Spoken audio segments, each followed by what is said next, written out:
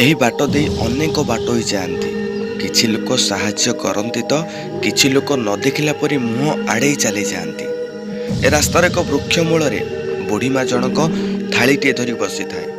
ମିଳିଲେ ଖାଏ ନଚେତ୍ ଉପବାସରେ ରୁହେ। ଯାହାକୁ ପେଟ ଚିରି ଜନ୍ମ ଦେଇଥିଲା ସେ ପୁଅ ଆଣି ଯଦି ରାସ୍ତାରେ ଛାଡ଼ି ଯାଉଛି ସେ ପରଲୋକମାନଙ୍କୁ କ'ଣ ବା କହିବ।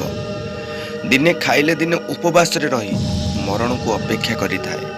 ଥଣ୍ଡା କାକରରେ ବୃକ୍ଷ ମୂଳରେ କେତେ ବା ଆଉ ଦୁଃଖ ସହିବ।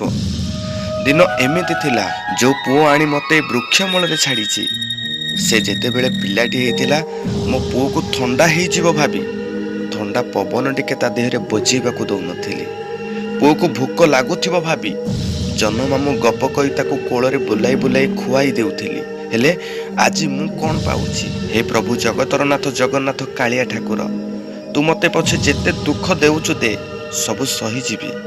ହେଲେ ମୋ ପେଟ ଚିରି ଜନ୍ମ ଦେଇଥିବା ପୁଅକୁ କେବେ ବି ଦୁଃଖ ଦେବୁନି। ସତରେ ଆଜ୍ଞା, ମା' ଠାରୁ ସହିବାର ଶକ୍ତି ଏ ସଂସାରରେ କାହା ପାଖରେ ନାହିଁ। ଜୀବନର ଶେଷ ସମୟରେ ବି ପିଲାମାନଙ୍କର ମଙ୍ଗଳ ପାଇଁ ମା' ଭଗବାନଙ୍କୁ ଡାକିଥାଏ। ଭାଇ, ଜୀବନରେ କେବେ ବି ବାପ ମା'ଙ୍କୁ ଏମିତି ପରିସ୍ଥିତିରେ ଛାଡ଼ି ଆସନ୍ତୁ ନାହିଁ। ଆଜି ସେ ଯାହା ଭୋଗୁଛନ୍ତି କାଲି ଆପଣ ବି ଦ୍ୱିଗୁଣା ଭୋଗିବେ ବୋଲି ପ୍ରମାଣ ରହୁଛି।